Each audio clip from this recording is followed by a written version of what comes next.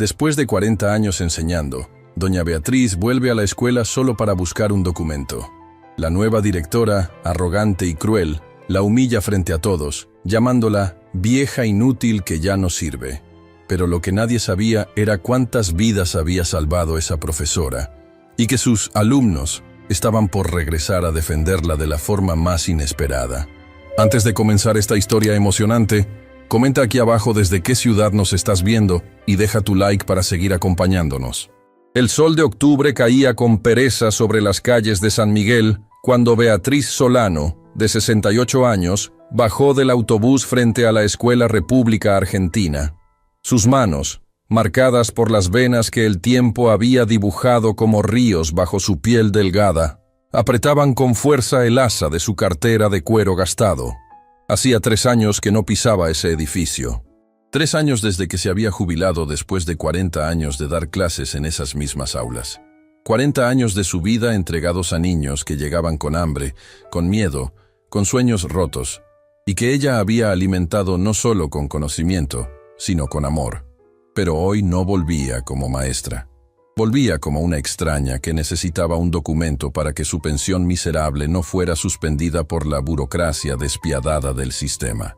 El edificio seguía siendo el mismo, esos ladrillos rojos de 3 pisos con ventanas altas, pero algo era diferente.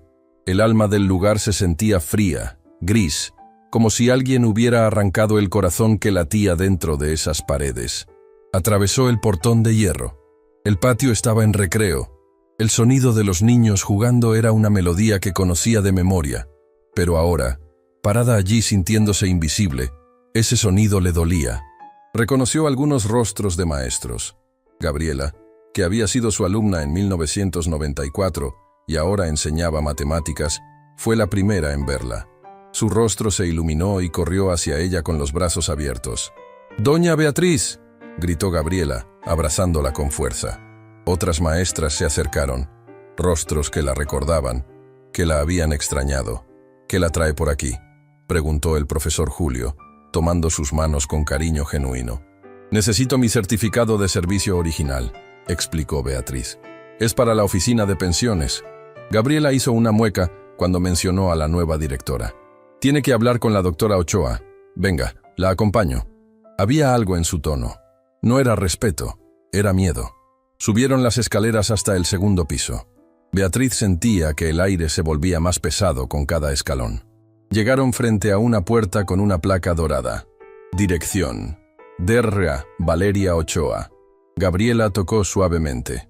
Una voz afilada gritó desde dentro: «¡Adelante!». La oficina había cambiado completamente. Donde antes había libros y fotos de generaciones de alumnos, ahora había muebles modernos de vidrio y metal. Detrás del escritorio estaba la doctora Valeria Ochoa. 42 años, cabello rubio platinado estirado en un moño perfecto, traje sastre gris que gritaba dinero, uñas rojas como sangre. No levantó la vista de su computadora. «¿Qué necesitan?», preguntó con un tono que dejaba claro que cualquier interrupción era una molestia. «Directora», comenzó Gabriela con cautela. «Ella es doña Beatriz Solano. Trabajó aquí 40 años como maestra. Y necesita...». «¿Y?», cortó Valeria, finalmente levantando la vista. Sus ojos fríos escanearon a Beatriz como si estuviera evaluando un mueble viejo. «Necesito mi certificado de servicio original, señora directora», dijo Beatriz con dignidad. «Es para la oficina de pensiones». Valeria suspiró exageradamente, como si le hubieran pedido mover una montaña. Se recostó en su silla y cruzó los brazos. «¿Su certificado de servicio? ¿Del archivo muerto?». La forma en que lo dijo hizo que sonara como basurero. «Mire, señora, Solano, Beatriz Solano». «Como sea», continuó Valeria con desdén, agitando la mano como espantando una mosca. «No tengo tiempo para andar buscando papeles viejos de gente que ya no sirve para nada. Estoy ocupada modernizando esta escuela, sacándola del siglo pasado donde ustedes la dejaron». El silencio fue denso. Gabriela abrió la boca, pero la mirada de Valeria la silenció. Beatriz sintió que sus mejillas ardían, no de vergüenza, sino de indignación. «Señora directora», dijo con voz firme, «entiendo que esté ocupada, pero ese documento es un derecho mío. Trabajé 40 años. ¿40 años haciendo qué exactamente?». La interrumpió Valeria, levantándose y caminando hacia ella. Se paró frente a Beatriz, usando su altura para intimidar. ¿40 años llenando cabezas de niños con métodos obsoletos? ¿40 años de sentimentalismo barato? Mire, señora, yo revisé los archivos. Esta escuela estaba estancada. Los resultados eran mediocres. Los maestros, acomodados, sin innovación. Eso no es cierto, se atrevió a decir Gabriela en voz baja. Doña Beatriz fue... ¡Silencio!, tronó Valeria. No pedí tu opinión. Si quieres conservar tu trabajo, vuelve a tu aula. ¡Ahora! Gabriela, con lágrimas en los ojos, miró a Beatriz con impotencia y salió, cerrando la puerta. Ahora Beatriz estaba sola frente a la depredadora. ¿Sabe cuál es su problema y el de toda su generación?, continuó Valeria disfrutando cada palabra. Creen que porque amaban a los niños, eso las hace importantes. Pero el mundo cambió. La educación es un negocio. Los sentimentalismos no tienen lugar aquí. Ustedes eran peso muerto, obstáculos para el progreso. Esta escuela no es un negocio, respondió Beatriz, su voz temblando de rabia contenida. Es un lugar donde se forman seres humanos, donde... ¡Basta!, gritó Valeria golpeando el escritorio. No voy a escuchar otro discurso romántico sobre la noble vocación. Eso es basura. Ustedes eran empleadas mediocres que se conformaban con un sueldo miserable y se creían heroínas. Yo estoy aquí para traer resultados reales. Y no necesito fantasmas del pasado como usted viniendo a contaminar mi escuela con su nostalgia patética. Beatriz sintió que el mundo se movía bajo sus pies. Nunca nadie le había hablado con tanto veneno. Así que, continuó Valeria, volviendo a sentarse con una sonrisa cruel, si quiere su papelito, va a tener que esperar. Tal vez en un mes, tal vez en 2, cuando yo tenga tiempo. Mientras tanto le sugiero que se vaya. No me gusta tener reliquias inútiles merodeando por aquí. Ya no sirve para nada, señora. Acéptelo y desaparezca. El golpe final cayó como un martillo. Beatriz asintió lentamente, los ojos húmedos pero la espalda recta. Se dio vuelta para salir, pero antes de abrir la puerta, sin voltear, dijo con voz apenas audible: «Espero que algún día entienda que una escuela sin corazón no es una escuela. Es solo una fábrica fría, y las fábricas no cambian vidas. No salvan almas». Salió de la oficina. En el pasillo, Gabriela y otros maestros la esperaban, sus rostros marcados por vergüenza e impotencia. «Doña Beatriz, lo sentimos tanto», susurró Gabriela, abrazándola. «Ella es así con todos. Ha hecho la vida imposible». Despidió a 5 maestros, todos los que se atrevieron a cuestionarla. Beatriz los miró, vio el miedo en sus ojos. «No se preocupen por mí», dijo, secándose una lágrima. «Ustedes tienen que sobrevivir aquí. Yo ya cumplí mi tiempo». Bajó las escaleras sola, atravesó el patio donde los niños jugaban, ajenos al dolor. Salió por el portón y caminó hacia la parada del autobús. Solo cuando estuvo sentada en el banco de la parada, lejos de todas las miradas, permitió que las lágrimas cayeran. No eran lágrimas de autocompasión, eran lágrimas de rabia, de injusticia, de dolor por ver el lugar que había amado convertido en algo cruel y frío. Sacó su teléfono celular viejo de su cartera. Sus dedos temblaban mientras buscaba en los contactos. Había un número que no marcaba desde hacía 2 años. Un número con el nombre: Dr. Matías Herrera, mi niño del milagro. Dudó un segundo. Luego presionó llamar. El teléfono sonó 3 veces. «¿Hola?», respondió una voz masculina, profesional, ocupada. «Matías», dijo Beatriz, y su voz se quebró al pronunciar ese nombre. «Soy yo, soy doña Beatriz». Hubo un silencio absoluto del otro lado. Luego un sonido ahogado, como si alguien hubiera dejado caer algo. «¿Doña Beatriz?». La voz cambió completamente. Se volvió suave, vulnerable, como la de un niño. «¿Es realmente usted?». «Sí, mi niño. Soy yo. Dios mío». «Doña Beatriz, he pensado en usted todos los días desde que me gradué. ¿Está bien? ¿Qué pasó? ¿Por qué llora?». Y entonces, Beatriz le contó todo. La humillación, las palabras crueles, el desprecio. Cuando terminó, el silencio del otro lado era denso, cargado de algo peligroso. «¿Dónde está usted ahora?». preguntó Matías, y su voz tenía un filo de acero. En la parada del autobús frente a la escuela. No se mueva. Voy para allá. ¿Y doña Beatriz?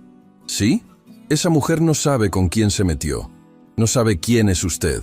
No sabe lo que hizo por nosotros. Pero va a saberlo. Todo el mundo va a saberlo. Colgó. Beatriz se quedó mirando el teléfono, sintiendo por primera vez desde ayer algo diferente a la tristeza. Era una chispa, pequeña pero brillante, porque Matías no era solo un exalumno. Matías era su milagro, el niño que ella había salvado de la muerte misma. Y cuando Matías Herrera, ahora el cardiólogo más reconocido de la ciudad, se enterara de toda la historia, Valeria Ochoa descubriría que había cometido el mayor error de su vida. Había humillado a la mujer equivocada. 25 minutos después, un Mercedes-Benz negro se detuvo frente a la parada del autobús con un frenazo seco que hizo rechinar las llantas. De él salió un hombre de 35 años, alto, de cabello oscuro perfectamente peinado, vestido con un traje azul marino impecable y una corbata que probablemente costaba más que el alquiler mensual de Beatriz. Pero nada de eso importaba cuando sus ojos, esos ojos café que ella reconocería en cualquier parte, se llenaron de lágrimas al verla sentada en ese banco desgastado. «Doña Beatriz», susurró Matías Herrera, y en ese susurro había 40 años de gratitud, de amor, de una deuda que sabía que nunca podría pagar. Se arrodilló frente a ella en la acera, sin importarle que su traje de $3,000 tocara el pavimento sucio, y tomó las manos arrugadas de su antigua maestra entre las suyas. «Mi ángel, mi salvadora, ¿cómo pudieron hacerle esto?».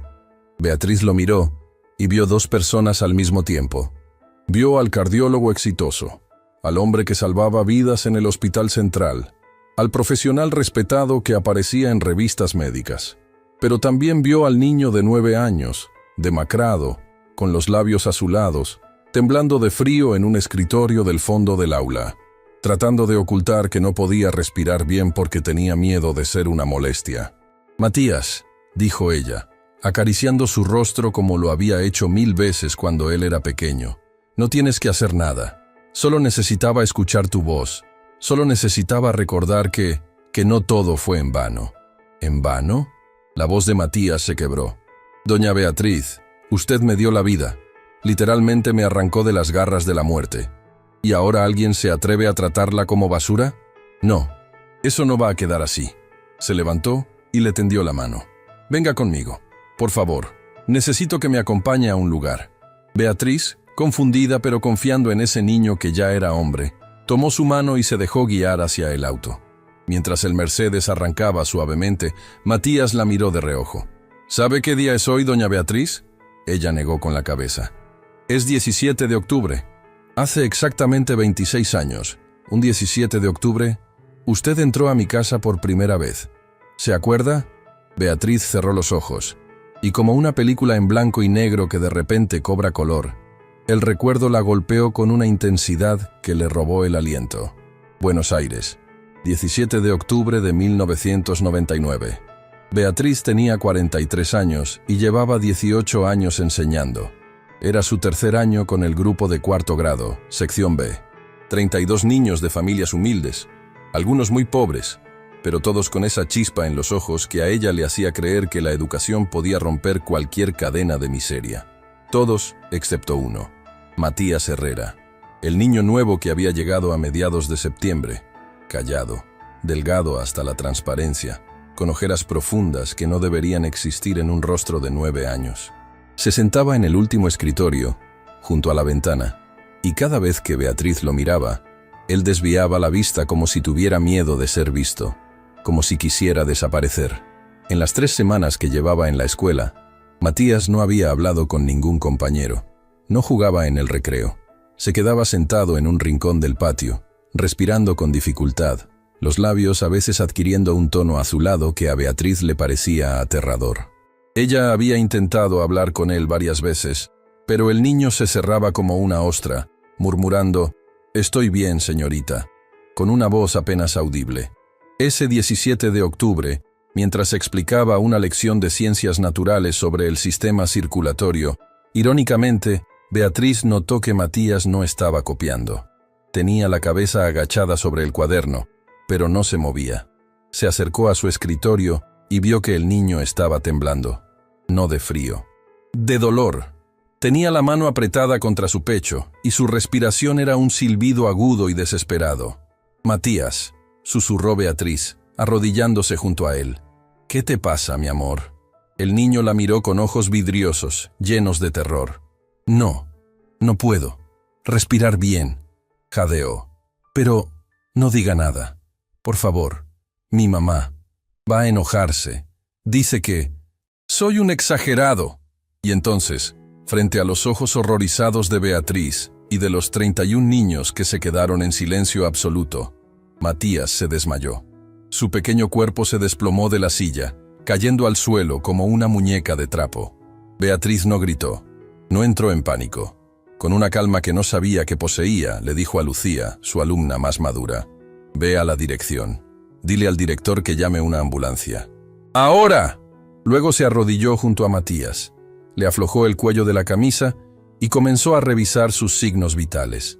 Su pulso era débil, errático. Sus labios estaban completamente azules. Este niño se estaba muriendo. La ambulancia llegó 15 minutos después. 15 minutos, que a Beatriz le parecieron 15 años. Los paramédicos pusieron a Matías en una camilla y le colocaron una máscara de oxígeno. «¿Es su hijo?», preguntó uno de los paramédicos.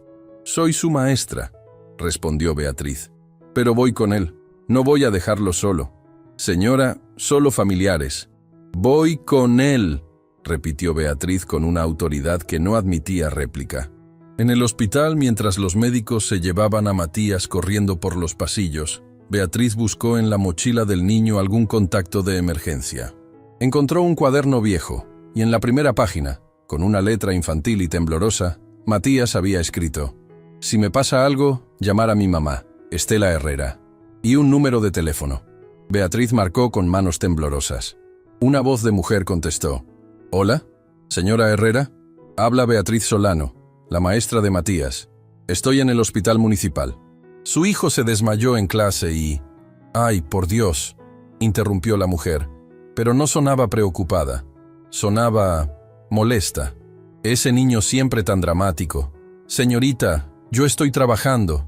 No puedo ir ahora. ¿Es muy grave?». Beatriz no podía creer lo que escuchaba.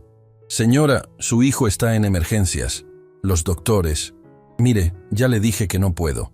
Voy cuando salga del trabajo a las 6. Usted quédese con él si tanto le preocupa». Y colgó. Beatriz se quedó mirando el teléfono, el corazón latiéndole con furia. ¿Qué clase de madre?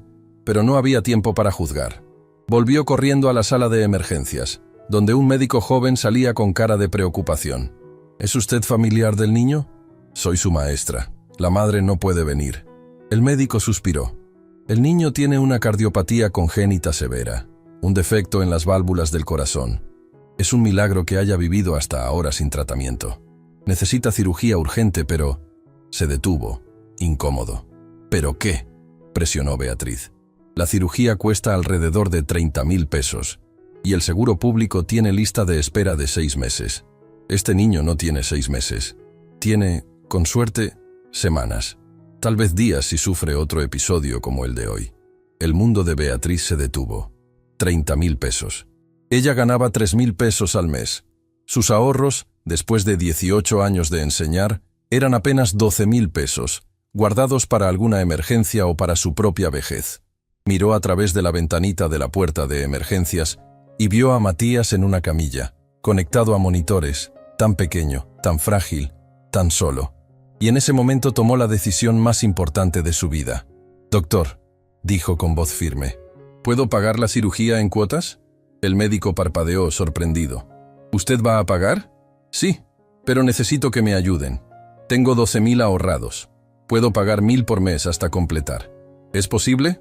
El doctor la miró como si hubiera visto un fantasma. «Señora, usted apenas conoce a este niño». «Conozco lo suficiente», respondió Beatriz. «Conozco que es un niño bueno que está sufriendo. Conozco que su madre no va a hacer nada. Y conozco que si yo no hago algo, ese niño va a morir. No puedo vivir con eso. Dígame qué tengo que firmar». 3 horas después, cuando Estela Herrera finalmente llegó al hospital, Encontró a Beatriz sentada junto a la cama de Matías, sosteniendo la mano del niño dormido. ¿Usted es la maestra?, preguntó Estela. Era una mujer de 35 años, delgada, con ojeras profundas y una expresión de cansancio que parecía permanente. Sí, respondió Beatriz, sin soltar la mano de Matías. Los doctores dicen que mi hijo necesita una operación, dijo Estela, sentándose pesadamente en una silla. Dicen que cuesta una fortuna que no tengo. La operación ya está programada para pasado mañana, dijo Beatriz tranquilamente. Estela levantó la vista, confundida. ¿Qué? ¿Cómo? Yo voy a pagarla. El silencio que siguió fue absoluto. Estela la miró como si hubiera perdido la razón. ¿Usted? ¿Por qué haría eso? Usted no es nadie de nosotros. Soy su maestra, respondió Beatriz simplemente. Y eso me hace responsable de él. Estela comenzó a llorar. No eran lágrimas bonitas, eran lágrimas feas, ruidosas, llenas de vergüenza y de alivio, y de una culpa que la estaba ahogando.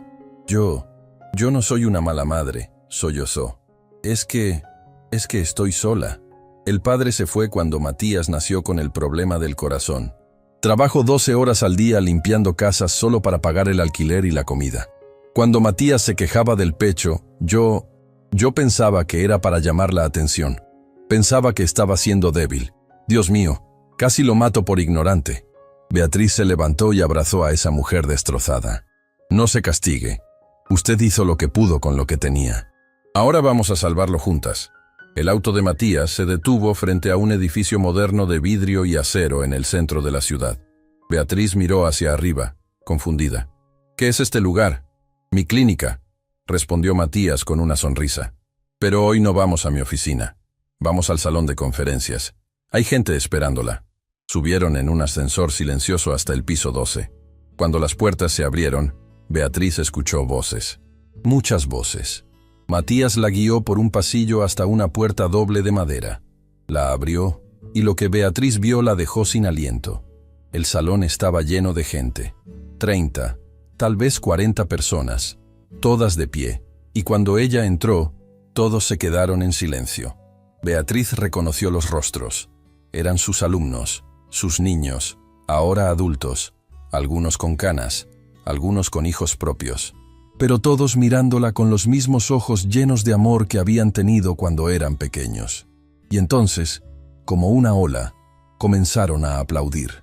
El aplauso comenzó suave, casi tímido, como el primer rumor de una tormenta distante. Pero en segundos, creció hasta convertirse en un trueno ensordecedor que retumbaba en las paredes del salón de conferencias. 40 personas, tal vez más, todas de pie, con las manos en alto, golpeando palma contra palma con una intensidad que hacía temblar el aire mismo. Y en medio de ese huracán de sonido, Beatriz Solano se quedó paralizada en la entrada, su cuerpo frágil de 68 años temblando como una hoja en el viento. No eran desconocidos. Cada rostro, aunque marcado por las líneas del tiempo, por las canas prematuras, por las arrugas de la vida adulta, era un rostro que ella conocía. Rostros que había visto crecer desde los 6 años hasta los 12. Rostros que había limpiado cuando lloraban, que había iluminado cuando sonreían, que había alimentado cuando llegaban con hambre. Sus niños, sus bebés, ahora hombres y mujeres de 30, 35, 40 años. Pero en ese momento, en ese salón, todos volvían a tener 6 años, y ella volvía a ser la señorita Beatriz, que los abrazaba cuando el mundo era demasiado grande y demasiado cruel. ¿Qué es esto?, susurró Beatriz, su voz apenas audible entre el estruendo de los aplausos. Matías, de pie junto a ella, le puso una mano suave en el hombro. «Esto, doña Beatriz», dijo con la voz quebrada por la emoción, «es lo que usted sembró. Y hoy vamos a mostrarle la cosecha». Una mujer se adelantó del grupo. Tendría unos 38 años, cabello castaño recogido en una cola de caballo, vestida con un uniforme de enfermera. Sus ojos estaban rojos, hinchados de tanto llorar, pero en su rostro había una sonrisa radiante. «Doña Beatriz», dijo, y su voz se quebró inmediatamente. Se detuvo, se llevó la mano al pecho, respiró hondo. «Doña Beatriz, soy yo, Lucía, Lucía Mendoza. ¿Se acuerda de mí? Beatriz entrecerró los ojos, buscando en los archivos de su memoria. Lucía, Lucía. Y entonces, como un relámpago que ilumina la oscuridad, lo recordó. ¿Lucía? ¿Mi Lucía? La niña del refugio, completó Lucía, las lágrimas ahora cayendo libremente por sus mejillas. La niña que usted sacó del infierno. Buenos Aires, marzo de 1997. Beatriz tenía 41 años. Era un viernes por la tarde, y mientras los demás maestros salían corriendo de la escuela ansiosos por comenzar el fin de semana, ella se quedaba como siempre, limpiando su aula, preparando las lecciones de la próxima semana.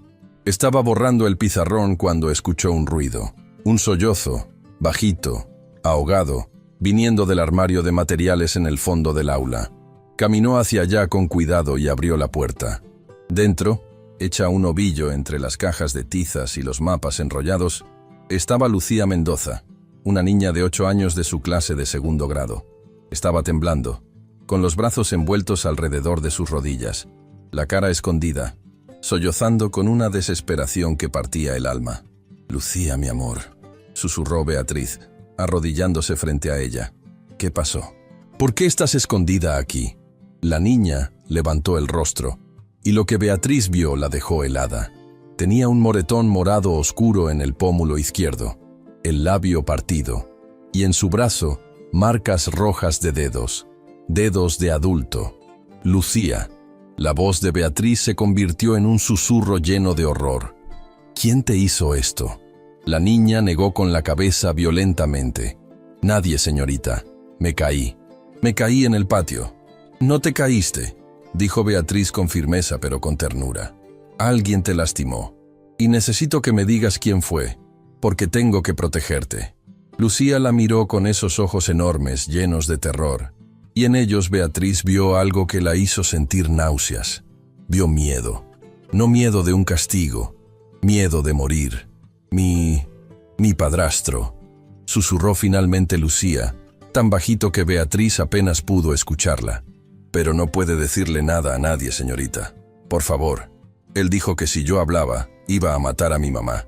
Y a mí también. Y él lo dice en serio. Él tiene un cuchillo». El mundo de Beatriz se detuvo. Durante sus 20 años enseñando, había sospechado de casos de maltrato. Había reportado algunos al director, quien los había pasado a las autoridades. Pero esto era diferente. Esto era una amenaza de muerte. Y las autoridades, con su burocracia lenta y sus formularios interminables, podían tardar semanas. Lucía no tenía semanas. «Lucía», dijo Beatriz, tomando las pequeñas manos de la niña entre las suyas, «te voy a hacer una pregunta muy importante, y necesito que me respondas con la verdad. ¿Tú quieres volver a tu casa hoy?» La niña negó con la cabeza, el terror puro en sus ojos. «No, por favor, no me haga volver. Él va a lastimarme otra vez. Ayer fue porque derramé el jugo. Hoy no sé qué va a inventar, pero siempre inventa algo». Beatriz cerró los ojos. Lo que estaba a punto de hacer podía costarle su trabajo. Podía meterla en problemas legales. Pero miró a esa niña destrozada y supo que no había elección. «Está bien, mi amor. No vas a volver. Hoy te vienes conmigo a mi casa y mañana vamos a arreglar esto. ¿De acuerdo?» Esa noche, Beatriz no durmió. Con Lucía acostada en su propia cama, finalmente descansando después de comer sopa caliente y de darse un baño sin miedo, Beatriz se sentó en su pequeña sala y llamó a todos los contactos que tenía. Llamó a una amiga abogada. Llamó a una trabajadora social que había conocido años atrás. Llamó a la policía. Les contó todo. Las amenazas, las golpizas, el cuchillo.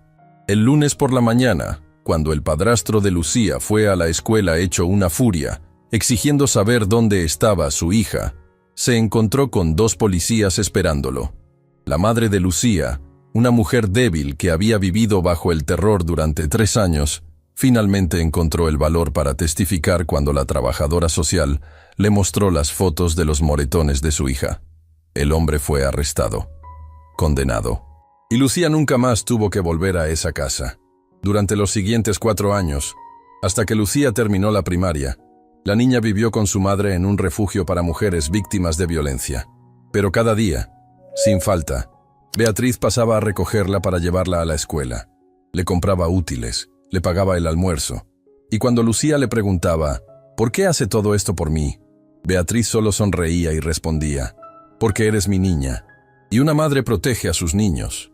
En el salón de conferencias, Lucía se paró frente a Beatriz, ahora una mujer adulta, enfermera, salvando vidas en el mismo hospital donde Matías trabajaba. Doña Beatriz, dijo con la voz temblorosa, hace 28 años, usted me salvó. No solo de las golpizas, me salvó de convertirme en una estadística más. Me salvó de creer que la violencia era amor. Me salvó de la muerte. Y hoy, cada vez que salvo a un paciente, cada vez que sostengo la mano de alguien que está sufriendo, pienso en usted, porque usted me enseñó que salvar a alguien no es un acto heroico, es un acto de amor. Beatriz no podía hablar. Las lágrimas corrían por sus mejillas arrugadas como ríos desbordados, pero entonces otra persona se adelantó. Un hombre alto, de unos 42 años, con el cabello completamente blanco a pesar de su juventud, vestido con un traje elegante. Doña Beatriz, dijo con voz profunda, soy yo, Roberto Castillo. Beatriz lo miró, buscando en su memoria. Y entonces lo vio, el niño tímido, el niño que tartamudeaba tanto que los otros niños se burlaban de él sin piedad. El niño que dejó de hablar por completo durante un año entero porque el dolor de las burlas era peor que el silencio. Roberto, susurró Beatriz, mi niño callado. No tan callado ahora, sonrió Roberto, aunque sus ojos estaban húmedos. Gracias a usted, se aclaró la garganta. En 1991 yo tenía 10 años y era mudo. No físicamente, emocionalmente. Las burlas me habían roto. Los niños me imitaban, se reían, me llamaban el tonto. Y yo simplemente dejé de intentar hablar. Usted pudo haberme ignorado. Pudo haber dicho, bueno, al menos es un niño callado, no causa problemas. Pero no hizo eso. Cada día, después de clases, se quedaba conmigo una hora extra. Y me enseñaba, no solo a hablar sin tartamudear, me enseñaba a creer en mi voz. Me hacía leer en voz alta, me hacía recitar poemas. Y cuando yo me frustraba y lloraba, usted me abrazaba y me decía, Roberto, tu voz es un regalo, y el mundo necesita escucharla. Roberto sacó un libro de su maletín. Era un libro grueso con una portada elegante. En letras doradas decía, El poder de la palabra, Roberto Castillo. Hoy soy escritor, doña Beatriz. Mis libros se venden en 20 países, y cada vez que alguien me pregunta cómo encontré mi voz, les cuento de usted. De la maestra que se negó a dejarme desaparecer en el silencio. Uno tras otro comenzaron a acercarse. Cada uno con una historia, cada uno con una deuda impagable. Carolina, ahora arquitecta, que había sido la niña con dislexia a quien todos decían que nunca aprendería a leer. Beatriz se había quedado con ella cada tarde durante 2 años, enseñándole con paciencia infinita, hasta que Carolina no solo aprendió a leer, sino que se enamoró de los libros. Miguel, ahora chef de un restaurante premiado, que había sido el niño que llegaba a la escuela sin desayunar, sin almuerzo, con el estómago rugiendo de hambre. Beatriz había usado su propio salario para comprarle comida cada día, y cuando él preguntaba cómo podría pagarle algún día, ella solo decía, algún día cuando seas grande, alimenta a alguien que tenga hambre. Así me pagas. Andrea, ahora psicóloga infantil, que había sido la niña con ataques de pánico, diagnosticada con ansiedad severa, después de presenciar un accidente terrible. Beatriz la había calmado durante innumerables crisis, respirando con ella, sosteniéndola, nunca juzgándola. Cada historia era un martillazo en el corazón de Beatriz, porque ella no recordaba haber hecho nada extraordinario, solo recordaba haber amado, haber cuidado, haber hecho lo que cualquier maestra debería hacer, ver a sus alumnos como seres humanos completos, con dolor, con miedo, con sueños, y hacer todo lo posible por proteger esos sueños. Cuando todos terminaron de hablar, el salón quedó en silencio. Beatriz estaba sentada ahora en una silla que alguien había traído, porque sus piernas ya no la sostenían. Estaba rodeada de sus niños, ahora adultos, todos mirándola con una devoción que era casi religiosa. Matías se arrodilló frente a ella, tomando sus manos. «Doña Beatriz», dijo, y su voz tenía un filo de acero envuelto en terciopelo. «Hoy usted nos contó que alguien la humilló, que alguien la llamó inútil, reliquia, que alguien dijo que usted no sirve para nada». Se puso de pie, y todos los demás también se levantaron. Esa persona cometió un error que va a lamentar, porque nosotros somos la prueba viviente de lo que usted vale. Nosotros somos su legado, y vamos a asegurarnos de que todo el mundo lo sepa. «No», dijo Beatriz con voz débil. «No quiero venganza. No quiero». «No es venganza», la interrumpió Lucía suavemente. «Es justicia. Es mostrar la verdad. Esa mujer necesita saber con quién se metió. Y toda la ciudad necesita saber quién es usted realmente». Roberto sacó su teléfono. «Tengo contactos en todos los medios de comunicación. Prensa, televisión, radio. Puedo tener cámaras aquí en 2 horas. Yo tengo un canal en redes sociales con 2 millones de seguidores», dijo Carolina. «Puedo contar su historia y se hará viral en 24 horas. «Y yo», dijo Matías con una sonrisa que no llegaba a sus ojos porque estaba llena de determinación fría, «yo voy a hacer algo mejor. Mañana a primera hora voy a ir a esa escuela, con todos nosotros. Y vamos a tener una conversación con la doctora Valeria Ochoa. Una conversación que nunca olvidará». Beatriz los miró a todos. Vio el amor en sus ojos, pero también vio la rabia justa de hijos que ven a su madre siendo atacada. Y por primera vez desde que había salido de esa oficina destrozada, sintió algo nuevo. No era venganza, era esperanza. Esperanza de que el bien al final siempre vence.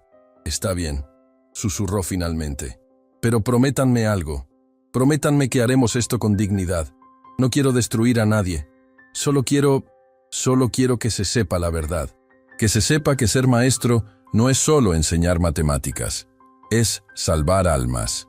«Se los prometemos», respondieron todos al unísono, como un coro celestial. Y en ese momento, en ese salón lleno de amor y gratitud, el plan comenzó a formarse.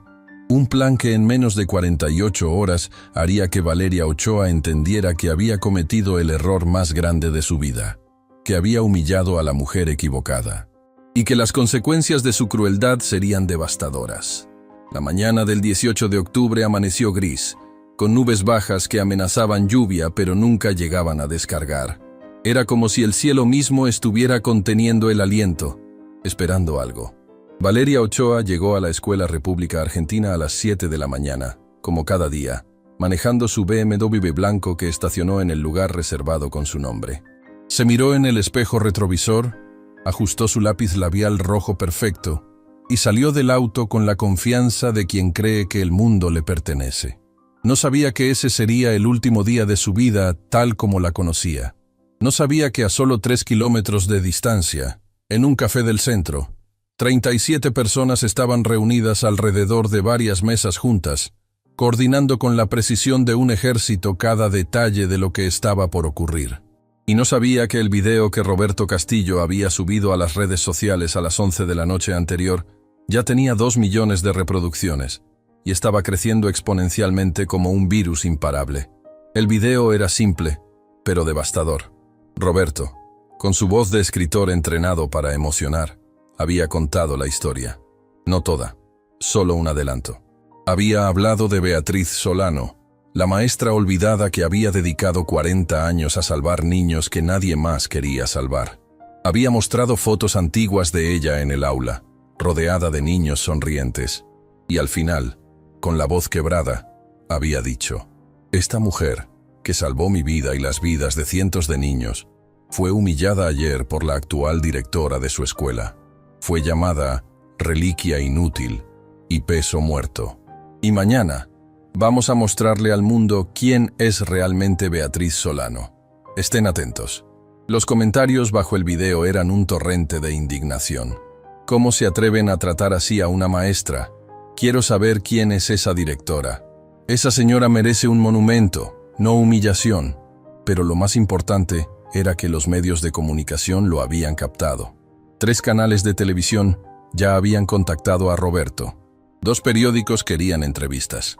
Y una radio matutina muy popular había invitado a Beatriz a su programa del día siguiente. La trampa estaba tendida, y Valeria Ochoa caminaba directamente hacia ella, completamente ajena.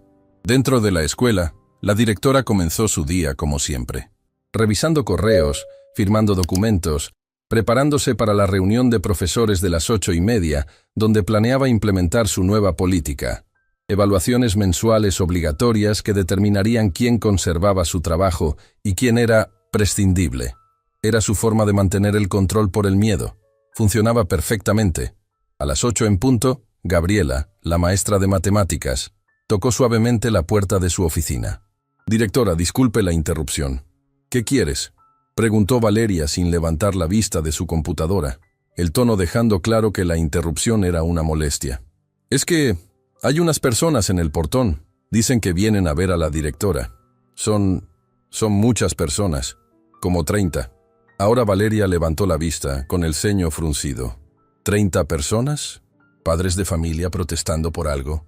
No lo sé, respondió Gabriela, y había algo extraño en su voz, algo parecido a la satisfacción contenida. Pero dicen que no se van hasta hablar con usted, y hay cámaras de televisión. ¿Cámaras? Valeria se levantó de golpe, el corazón comenzando a latir más rápido. ¿De qué canal? De varios. Y también hay periodistas de diarios. Directora, ¿qué está pasando? Valeria sintió por primera vez en mucho tiempo algo que no estaba acostumbrada a sentir, un toque de inquietud, pero lo aplastó inmediatamente. Ella era la directora. Ella tenía el poder. Ella controlaba esta situación. Voy a bajar, dijo con frialdad, y sea lo que sea, lo voy a resolver rápido.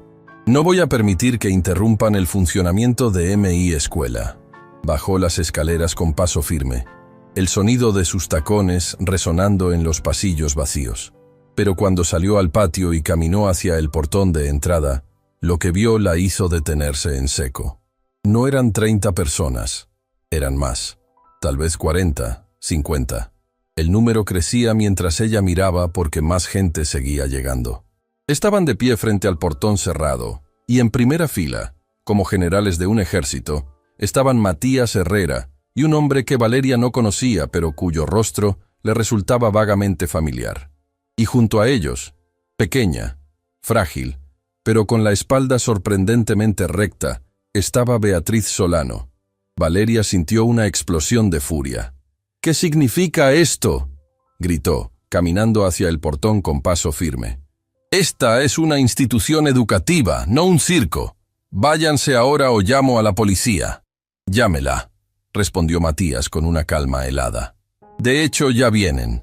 Los invitamos nosotros, porque lo que tenemos que decirle merece testigos oficiales». Valeria miró alrededor. Los maestros de la escuela habían comenzado a salir a los pasillos, atraídos por el ruido. Los niños, curiosos, se asomaban por las ventanas. Y lo peor de todo, las cámaras de televisión estaban grabando cada segundo. «No sé quién demonios se creen que son», dijo Valeria, tratando de mantener la compostura. «Pero no voy a tolerar esta invasión. Retírense inmediatamente». «Mi nombre es Matías Herrera», dijo el médico, dando un paso al frente. «Soy cardiólogo del Hospital Central. Y ella», señaló a Beatriz, «es la razón por la que estoy vivo». Valeria parpadeó, confundida. «¿Qué?» «Hace 26 años, cuando yo era un niño de 9 años muriéndome de una cardiopatía, esta mujer que ayer usted llamó reliquia inútil, gastó todos los ahorros de 18 años de trabajo para pagar mi cirugía. Mi madre no tenía dinero. El sistema público me había condenado a muerte con su lista de espera. Y Beatriz Solano, que apenas me conocía, decidió que mi vida valía más que su futuro financiero». La voz de Matías resonaba clara, fuerte, y las cámaras captaban cada palabra. Valeria sintió que el suelo bajo sus pies comenzaba a temblar. Eso es muy conmovedor», dijo, tratando de recuperar el control. «Pero no veo qué tiene que ver conmigo. Lo que hago en mi escuela es...» «Su escuela», la interrumpió Roberto Castillo, dando un paso adelante. «Fue nuestra escuela primero, y antes de que usted la convirtiera en una fábrica fría de números y miedo, era un hogar. Un hogar que Beatriz Solano construyó con sus propias manos, con su propio salario, con su propio corazón. ¿Y usted quién es?». preguntó Valeria con desdén. Soy Roberto Castillo, escritor. Tal vez haya leído mis libros. Están en todas las librerías. Yo era el niño que no podía hablar sin tartamudear. El niño del que todos se burlaban. El niño que Beatriz se quedaba enseñando 2 horas extra cada día, sin cobrar un peso adicional, hasta que encontré mi voz. La voz con la que ahora escribo libros que han cambiado vidas. Una por una, las personas comenzaron a dar un paso adelante e identificarse. Lucía, la enfermera que había sido rescatada de la violencia. Carolina, la arquitecta que había superado la dislexia. Miguel, el chef que había sido alimentado cuando tenía hambre. Andrea, la psicóloga que había sido calmada durante sus ataques de pánico. Y con cada historia, cada testimonio, el rostro de Valeria iba perdiendo color. Los maestros de la escuela, que habían salido a ver qué pasaba, estaban ahora con lágrimas en los ojos. Gabriela lloraba abiertamente, sostenida por otros colegas. Algunos de los niños más grandes, que entendían lo que estaba ocurriendo, también lloraban. Y las cámaras lo captaban todo. Todo esto es muy emotivo, dijo Valeria. Pero su voz ya no tenía la misma seguridad. Pero sigo sin entender qué quieren. ¿Vienen a exigir que le dé su documento? Bien, se lo daré. Fin del drama. No vinimos por el documento, dijo Matías. Vinimos por algo mucho más importante. Vinimos a exigir su renuncia. El silencio que siguió fue absoluto. Hasta los pájaros parecieron dejar de cantar. Valeria se rió, pero era una risa nerviosa, casi histérica. ¿Mi renuncia? ¿Ustedes, un grupo de desconocidos, vienen a exigir que yo renuncie? ¿Saben siquiera quién soy yo? ¿Saben cuántos contactos tengo en el Ministerio de Educación? ¿Saben que puedo destruir cualquier intento de...? Sabemos exactamente quién es usted, la interrumpió una voz nueva. Una voz femenina, suave pero con un filo de acero. Una mujer de unos 50 años, elegantemente vestida, con un maletín en la mano, se abrió paso entre la multitud y se paró frente al portón. Mi nombre es doctora Elena Fuentes. Soy inspectora del Ministerio de Educación. El rostro de Valeria se puso completamente blanco. Inspectora, yo no sabía que venía. No recibí notificación de ninguna inspección, porque no es una inspección de rutina, respondió Elena con una sonrisa fría. Es una investigación, basada en múltiples denuncias que hemos recibido en las últimas 24 horas. Denuncias de maltrato laboral, acoso a personal docente, irregularidades administrativas. Y ahora, después de presenciar esta escena y escuchar estos testimonios, entiendo que la situación es aún más grave de lo que pensábamos. Elena sacó un documento oficial de su maletín. Doctora Ochoa, a partir de este momento, usted queda suspendida de sus funciones como directora mientras se realiza una investigación completa de su gestión. Tiene 24 horas para entregar toda la documentación administrativa y desalojar la oficina. Valeria sintió que el mundo se derrumbaba a su alrededor. Esto es ridículo, es una conspiración, no pueden hacerme esto. Yo tengo derechos. Y los maestros que usted ha intimidado también, respondió Elena con firmeza. Y los niños que están siendo educados en un ambiente tóxico también. Y esa mujer, señaló a Beatriz, que dedicó su vida a esta institución y fue tratada como basura, también tiene derechos.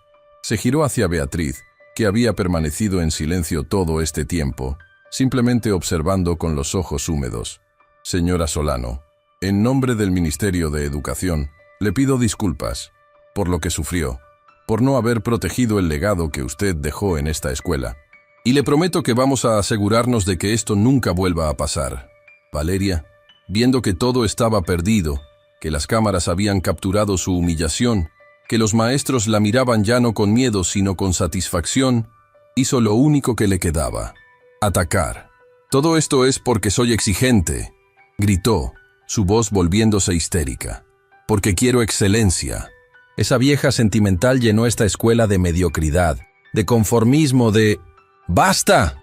La voz que resonó no fue la de Matías, ni la de Roberto, ni la de ninguno de los adultos. Fue la de un niño de unos 11 años, con el uniforme de la escuela, que había salido al patio y ahora estaba frente a Valeria con el rostro rojo de rabia y lágrimas. Usted no puede hablar así de doña Beatriz. Mi abuela me contó de ella. Mi abuela fue su alumna hace 30 años y todavía la recuerda con amor. Mi abuela dice que doña Beatriz le enseñó a leer cuando todos los demás se habían rendido. Otros niños comenzaron a acercarse, perdiendo el miedo. Mi tío también fue alumno de ella. Mi mamá tiene una foto con doña Beatriz en su cuarto. Mi papá dice que ella lo salvó de la calle. Y de repente, el patio estaba lleno de niños, todos gritando historias de segunda mano, testimonios de padres y abuelos que habían sido tocados por Beatriz Solano. Valeria miró alrededor, rodeada por un huracán de voces, de cámaras, de ojos juzgándola. Y por primera vez en su vida, entendió lo que se sentía ser verdaderamente pequeña, verdaderamente insignificante. Porque todos esos logros que ella presumía, su doctorado, sus contactos, su poder, se evaporaban frente a algo mucho más grande: el amor. El amor que Beatriz había sembrado durante 40 años y que ahora florecía en forma de este ejército de almas agradecidas, dispuestas a luchar por ella. Sin decir una palabra más, Valeria dio media vuelta y caminó de regreso al edificio, su espalda rígida pero sus hombros temblando. Subió a su oficina, cerró la puerta, y por primera vez en años se permitió llorar. Pero no eran lágrimas de arrepentimiento, eran lágrimas de furia y de vergüenza, porque sabía que cuando saliera de esa oficina mañana, su carrera estaría destruida, su reputación arruinada, su futuro incierto. En el portón, Beatriz finalmente habló. Su voz era suave, apenas un susurro, pero todos se quedaron en silencio para escucharla. «Gracias», dijo simplemente. «Gracias por defenderme, por recordar, por estar aquí. Pero no quiero que esto sea sobre odio. Quiero que sea sobre amor, sobre mostrarle al mundo que la educación verdadera no se mide en exámenes, se mide en vidas cambiadas». Y entonces hizo algo que nadie esperaba. Pidió que abrieran el portón, entró al patio de la escuela y uno por uno comenzó a abrazar a los niños que la rodeaban. Niños que no la conocían personalmente, pero que habían escuchado las historias. Y en ese momento, con las cámaras grabando, el mundo entero vio lo que era una maestra de verdad. No alguien que solo enseña lecciones, sino alguien que salva almas. El video se volvió viral en cuestión de horas. No fue uno solo, fueron docenas. Cada persona que había estado frente a la escuela esa mañana había grabado con su teléfono desde diferentes ángulos. Los canales de televisión que habían enviado cámaras profesionales transmitieron la historia en sus noticieros del mediodía. Para las 2 de la tarde, el hashtag Justicia para Doña Beatriz era tendencia número 1 en todo el país. Para las 6 de la tarde, había cruzado fronteras y llegaba a otros países de Latinoamérica. Pero no era solo la humillación de Valeria lo que capturaba los corazones. Era Beatriz. Era esa mujer pequeña, frágil, de 68 años, con su ropa sencilla y su cara marcada por el tiempo, abrazando a niños que no conocía mientras lágrimas caían por sus mejillas. Era la forma en que había dicho: «No quiero que esto sea sobre odio», cuando tenía todo el derecho del mundo a querer venganza. Era la pureza de su alma lo que atravesaba las pantallas y tocaba algo profundo en millones de personas que veían el video. Los comentarios eran un río interminable. Yo tuve una maestra así, y nunca le agradecí. Ojalá pudiera encontrarla ahora. Todos los maestros deberían ser como doña Beatriz. Esto me hizo llorar durante 1 hora. Mi madre es maestra y trabaja igual que esta señora. Esto es para ella también. Y entre todos esos comentarios, comenzaron a aparecer otros. Comentarios de personas que habían sido alumnos de Beatriz, pero que no habían estado en la escuela esa mañana, porque vivían lejos o porque no se habían enterado a tiempo. Yo fui alumno de doña Beatriz en 1989. Ella me regaló mis primeros zapatos para la escuela porque los míos tenían agujeros. Beatriz Solano me enseñó en 1996. Cuando mi padre murió, ella fue al funeral y me abrazó durante horas. Esa mujer le pagó el tratamiento dental a mi hermana porque teníamos vergüenza de sonreír. Historia tras historia, testimonio tras testimonio. Era como si hubieran abierto una represa de gratitud que había estado contenida durante décadas. En su pequeño apartamento, Beatriz estaba sentada en el sofá, rodeada por Matías, Lucía, Roberto, Carolina y otros 10 de sus exalumnos que se habían negado a dejarla sola. Su teléfono no paraba de sonar.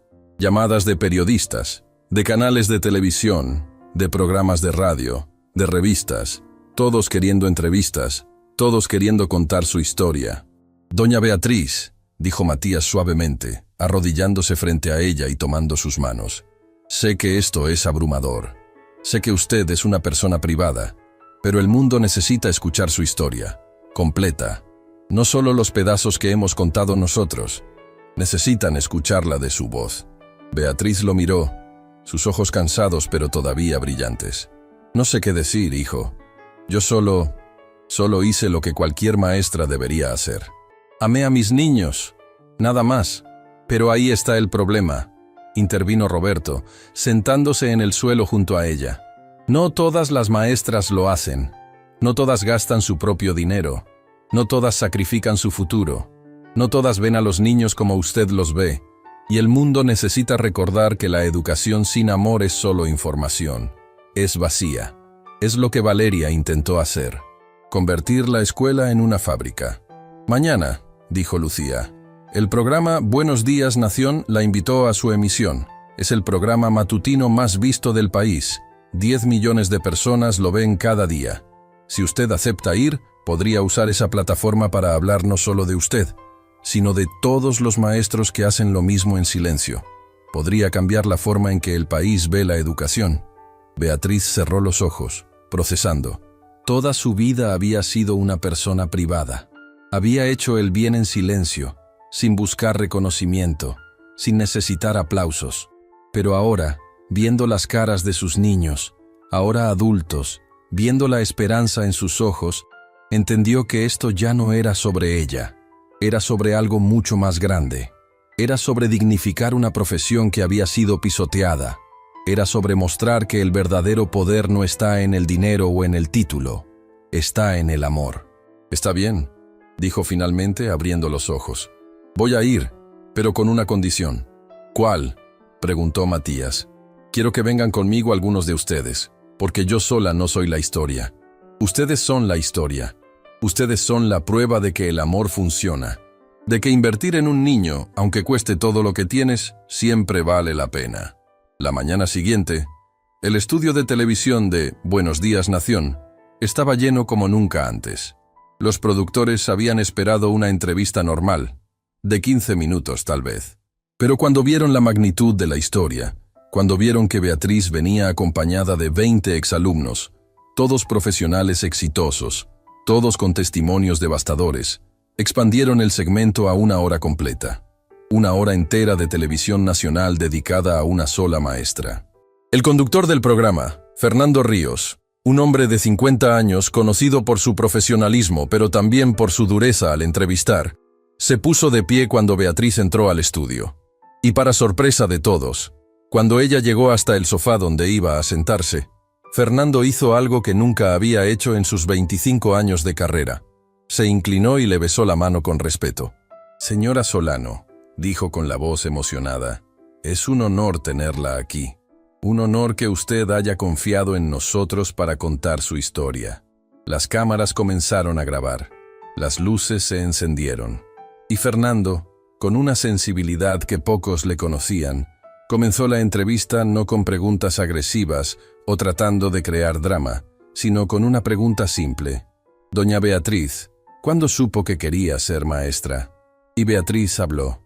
Con su voz suave pero firme, contó su historia. Cómo había crecido en una familia humilde, hija de un obrero y una costurera.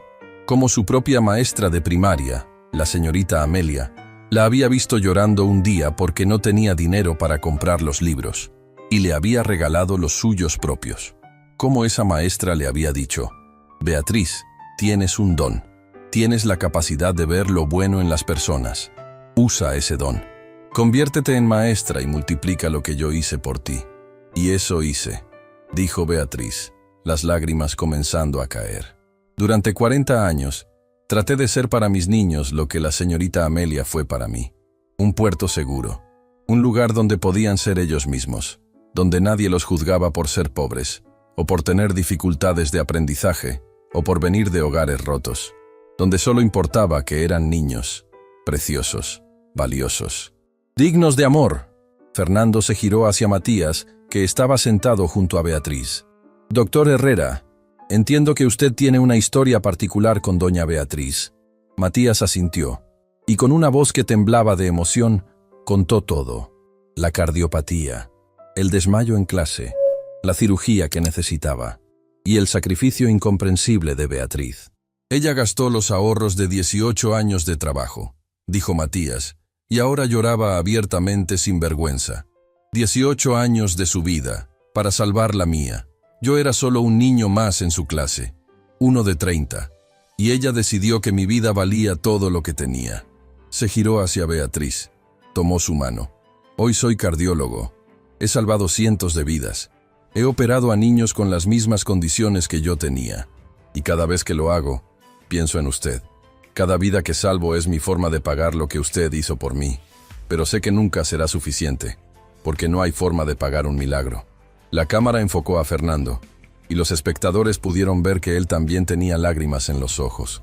Esto era televisión cruda, real, sin guión. Era humanidad pura. Uno por uno, los exalumnos contaron sus historias.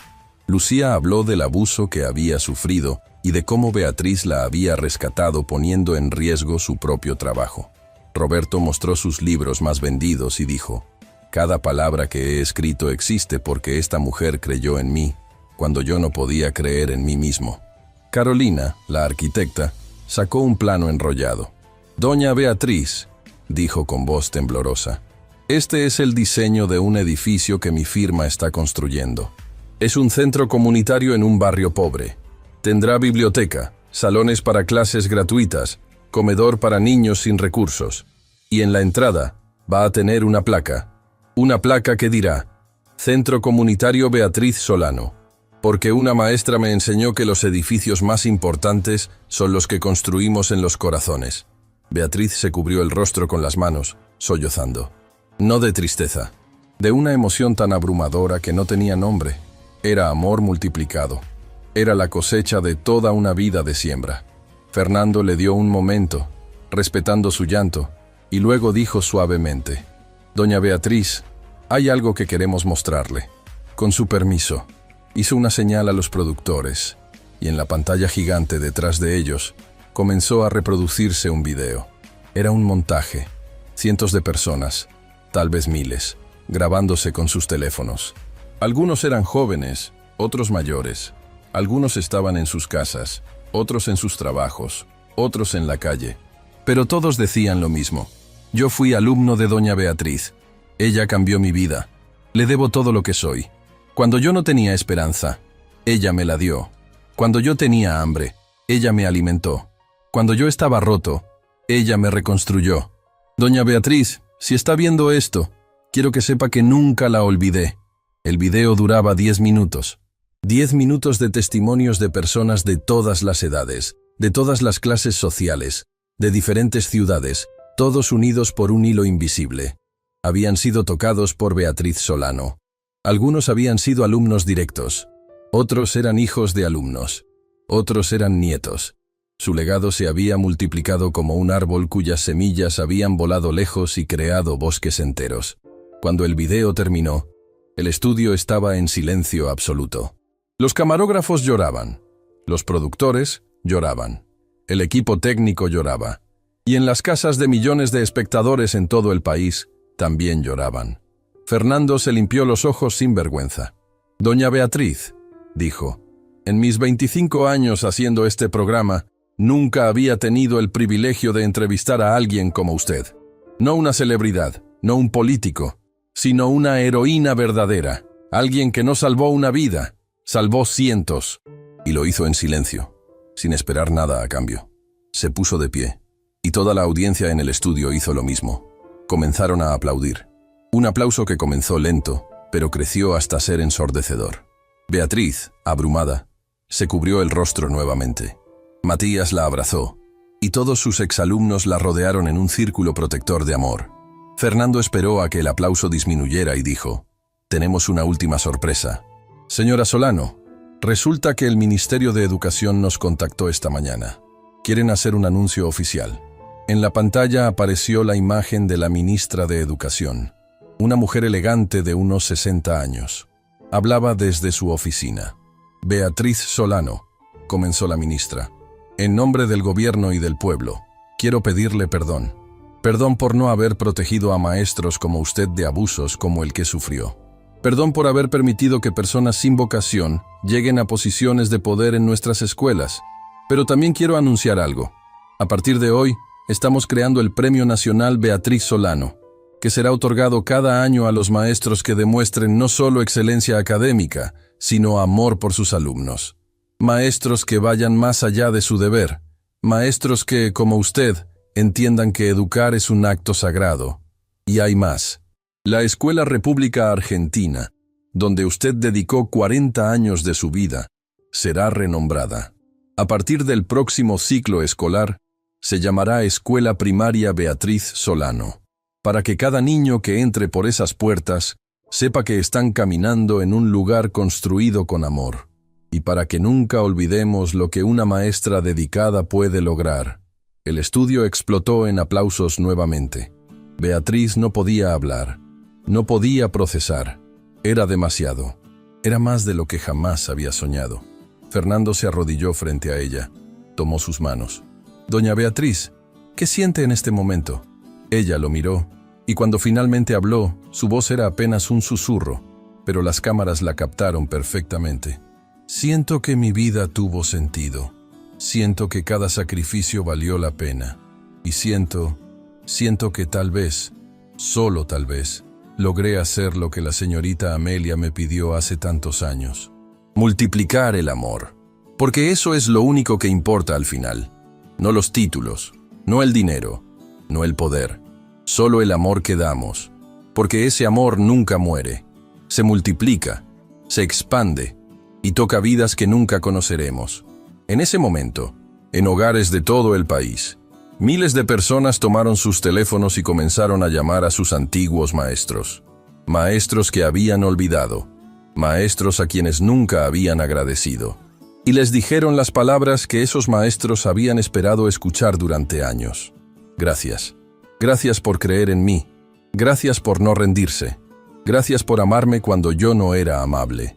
Y en una oficina vacía de la Escuela República Argentina, Valeria Ochoa empacaba sus pertenencias en cajas de cartón. Había visto el programa. Lo había visto todo. Y por primera vez en su vida, entendió lo que realmente significaba ser maestra. No era sobre control. No era sobre poder. No era sobre resultados medibles. Era sobre amor incondicional. Era sobre sacrificio silencioso. Era sobre plantar semillas sabiendo que tal vez nunca verías el árbol crecer. Pero para ella ya era demasiado tarde. Su carrera estaba destruida, su reputación arruinada. Y mientras cerraba la última caja y miraba alrededor de la oficina que pronto llevaría el nombre de Beatriz Solano en una placa, una sola lágrima cayó por su mejilla. No de arrepentimiento, sino de la amarga comprensión de que había tenido el honor de estar en el mismo lugar que una gigante y lo había desperdiciado siendo pequeña. 3 meses después, un sábado de enero cuando el verano doraba las calles de Buenos Aires con su luz generosa, la escuela primaria Beatriz Solano abrió sus puertas para una ceremonia que nadie en la ciudad olvidaría jamás. El patio central, ese mismo patio donde 40 años de niños habían jugado, reído y crecido, estaba repleto de gente. No solo exalumnos, no solo maestros, sino cientos de personas que nunca habían pisado esa escuela, pero que habían sido tocadas por la historia de Beatriz. El edificio había sido renovado, pintado, restaurado con un amor y un cuidado que no había recibido en décadas. Y todo gracias a donaciones. Empresarios que habían visto la entrevista televisiva y habían abierto sus billeteras. Constructores que habían ofrecido su trabajo gratis. Artistas que habían pintado murales en las paredes representando escenas de la vida de Beatriz. Una maestra joven abrazando a un niño. Una mujer madura leyendo un cuento a una clase atenta. Una anciana rodeada de adultos que alguna vez fueron sus alumnos. En la entrada principal, donde antes había una placa simple que decía Escuela República Argentina, fundada 1920, ahora brillaba una placa nueva de bronce con letras doradas que decían Escuela Primaria Beatriz Solano, fundada en amor, construida con sacrificio, donde cada niño importa. Y debajo, una cita de la propia Beatriz que había dicho durante la entrevista. No enseñamos matemáticas a niños. Enseñamos niños, usando las matemáticas, porque al final, los números se olvidan, pero el amor permanece. Beatriz estaba sentada en una silla especial, en el centro de un pequeño escenario construido para la ocasión. A su derecha estaba Matías, vestido con su bata blanca de doctor, sosteniendo su mano. A su izquierda, Lucía en su uniforme de enfermera. Detrás de ella, formando un semicírculo protector, estaban los otros. Roberto con su último libro bajo el brazo, Carolina con un casco de arquitecto decorado con flores, Miguel con su uniforme de chef, Andrea con su maletín de psicóloga, y docenas más. Sus niños, su legado viviente. El alcalde de la ciudad estaba presente. La ministra de Educación había viajado especialmente para estar ahí. Periodistas de todos los medios importantes del país grababan cada segundo. Pero lo más hermoso no eran las personalidades, eran las caras comunes. Abuelas que habían sido alumnas de Beatriz en los años 80, ahora trayendo a sus nietos para que conocieran a la mujer de la que tanto habían escuchado hablar. Padres jóvenes sosteniendo bebés, diciendo, cuando seas grande, te voy a contar sobre esta mujer. Maestros de otras escuelas, de otras ciudades, que habían viajado horas solo para estar presentes y decirle a Beatriz, usted me inspiró a seguir, a no rendirme. La ministra de Educación se acercó al micrófono. El murmullo de la multitud se apagó. Hoy, comenzó con voz solemne, no estamos aquí para inaugurar un edificio. Estamos aquí para honrar una vida dedicada al servicio más noble que existe, formar seres humanos. Beatriz Solano no tenía riquezas materiales, no tenía poder político, no tenía conexiones importantes, pero tenía algo que vale más que todo eso combinado. Tenía un corazón sin límites. En un mundo donde medimos el éxito en dinero y estatus, Beatriz nos recuerda que el verdadero éxito se mide en vidas tocadas, en niños salvados, en futuros que no se perdieron porque alguien decidió creer. Y hoy, en su honor, anunciamos algo más. La ministra hizo una pausa dramática. El Congreso Nacional aprobó esta semana la Ley Beatriz Solano. A partir de ahora, todos los maestros del país recibirán un aumento salarial del 30%. Porque si queremos maestros que amen como Beatriz, primero debemos valorarlos como ella merece ser valorada. El aplauso fue ensordecedor. Los maestros presentes lloraban de alegría, porque durante décadas habían sido tratados como empleados de segunda clase, pagados con migajas, respetados con palabras vacías pero nunca con acciones. Y ahora, gracias a una anciana de 68 años que había vivido en la pobreza pero que había sido rica en amor, algo estaba cambiando. Luego fue el turno de Matías. Se acercó al micrófono, pero tuvo que detenerse un momento, respirar profundo, controlar la emoción que amenazaba con quebrarlo. Cuando yo tenía 9 años, comenzó, su voz amplificada llenando el patio. Debería haber muerto. Las estadísticas decían que iba a morir. La pobreza decía que iba a morir. El sistema decía que iba a morir. Pero Beatriz Solano dijo no. Y su no fue más poderoso que todas las fuerzas que querían llevarme. Hoy soy cardiólogo. Cada año opero a 50 niños con problemas cardíacos. Y hace 3 meses decidí algo. Todos los niños de familias de bajos recursos que necesiten cirugía del corazón la recibirán gratis en mi clínica, porque yo fui ese niño. Y si Beatriz no hubiera gastado su último peso en mí, yo no estaría aquí para salvarlos a ellos. Eso es un legado. Eso es lo que significa ser maestro de verdad. Roberto fue el siguiente. Doña Beatriz, dijo, mirándola directamente, sus ojos brillantes. Usted me enseñó a encontrar mi voz, y ahora uso esa voz para algo importante. Mi editorial está lanzando una colección completa de libros infantiles, 50 títulos, todos gratis. Serán distribuidos en escuelas públicas de todo el país. Y cada libro llevará la misma dedicatoria, para todos los niños que creen que no pueden. Sí pueden.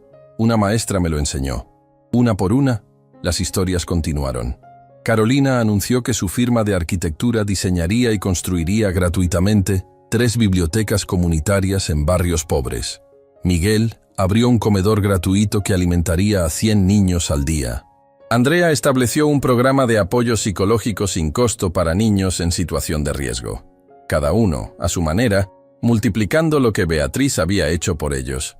Y entonces pasó algo inesperado. Del fondo de la multitud, una mujer mayor comenzó a abrirse paso hacia adelante.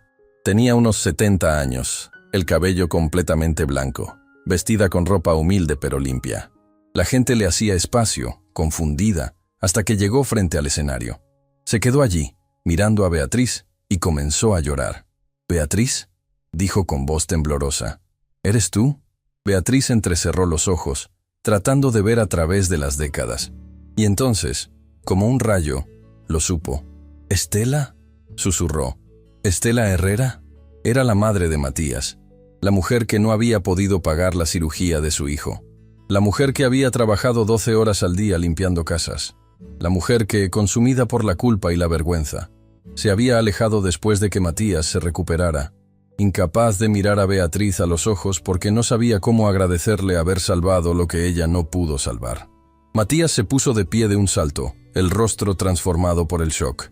«¿Mamá? ¡Mamá!». Bajó corriendo del escenario y abrazó a su madre con una fuerza que amenazaba con romperla.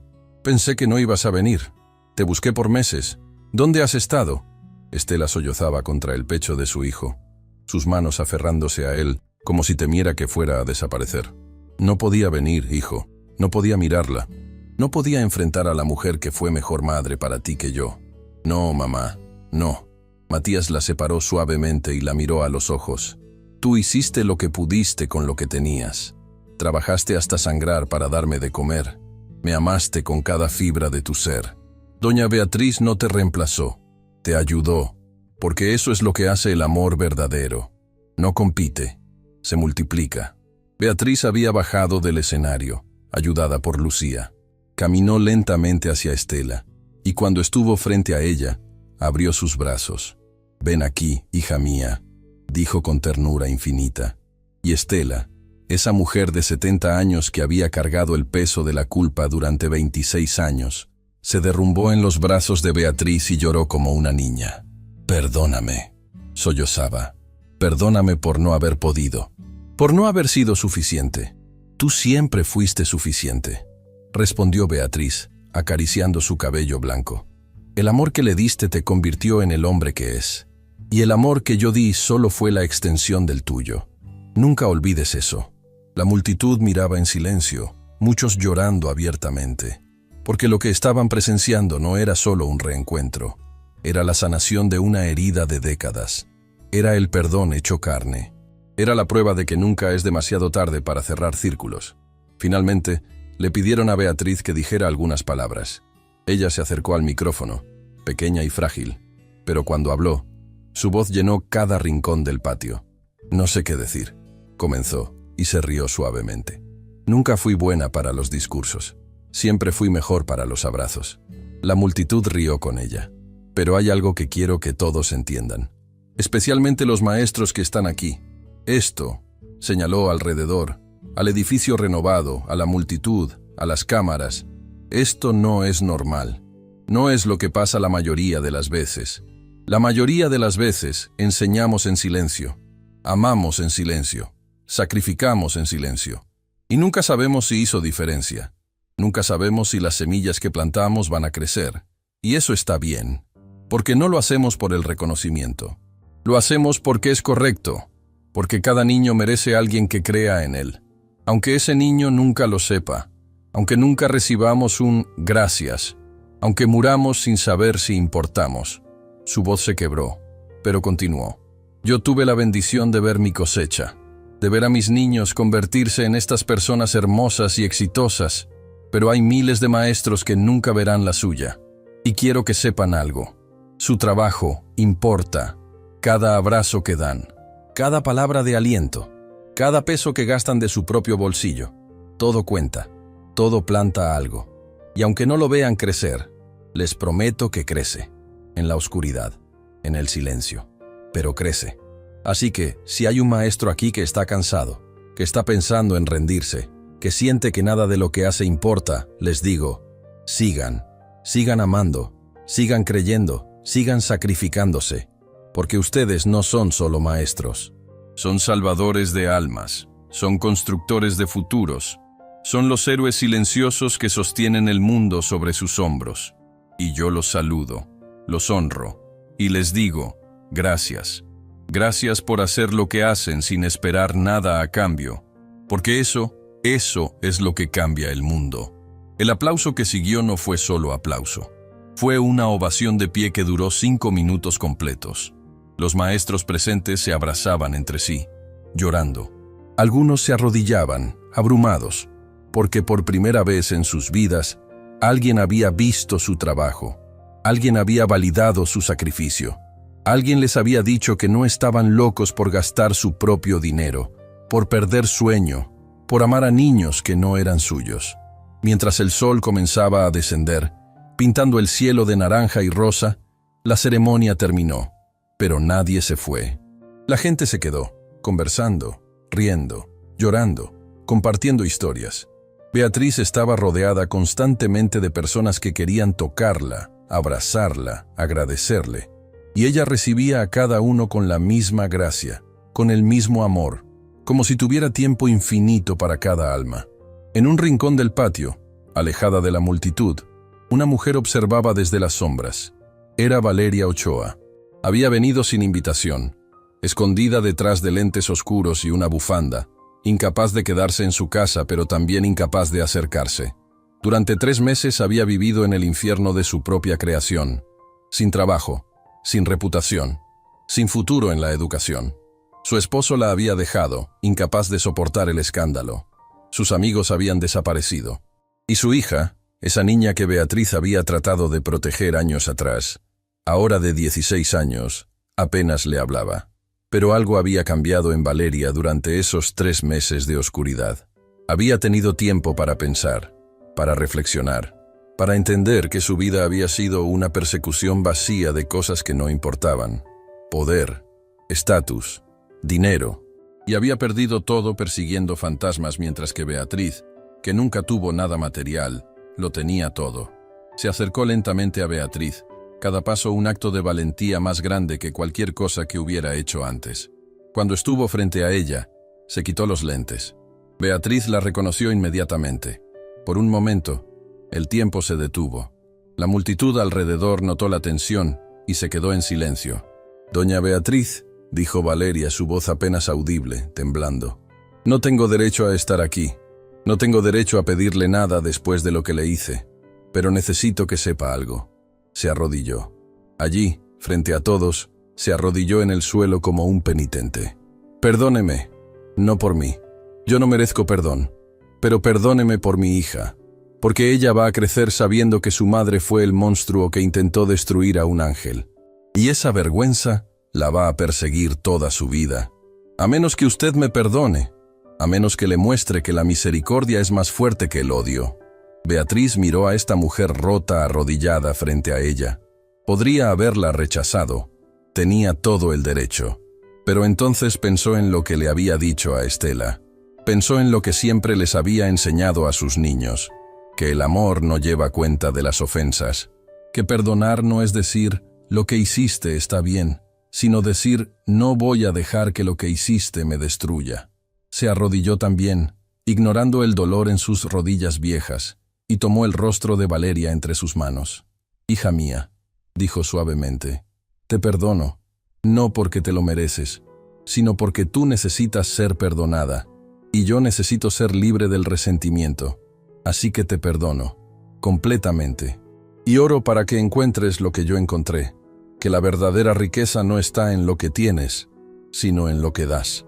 Valeria se derrumbó, sollozando contra el hombro de Beatriz, y la anciana la sostuvo, la meció como a una niña, mientras toda la multitud miraba esta demostración final de lo que significaba ser Beatriz Solano.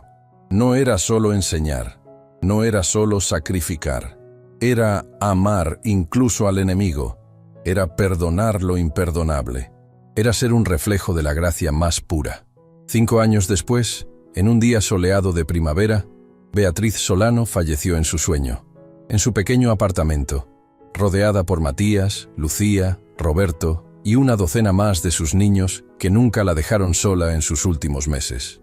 Tenía 73 años, y mientras su cuerpo frágil dejaba de respirar, su sonrisa era pacífica, completa, satisfecha. Su funeral no fue en una iglesia. Fue en el patio de la escuela primaria Beatriz Solano, porque ese era su verdadero templo. Y no vinieron cientos, vinieron miles. Tuvieron que cerrar las calles alrededor de la escuela porque no cabían. Vinieron exalumnos de 40 años de clases. Vinieron hijos de exalumnos, nietos. Vinieron maestros de todo el país. Vinieron personas que nunca la habían conocido, pero que habían sido inspiradas por su historia. Y cuando la enterraron, no fue en un cementerio común. Fue en un jardín especial construido junto a la escuela, un jardín lleno de flores y árboles plantados por cada uno de sus exalumnos. Y sobre su tumba, una estatua, no de mármol caro, sino de bronce simple. La estatua de una maestra arrodillada, abrazando a un niño, con una inscripción que decía: Beatriz Solano, 1957-2030. No contó cuántas vidas tocó, solo amó sin medida. Y eso fue suficiente para cambiar el mundo. Pero su historia no terminó allí, porque las semillas que ella plantó continuaron creciendo. La ley Beatriz Solano transformó el sistema educativo. Miles de maestros pudieron finalmente vivir con dignidad.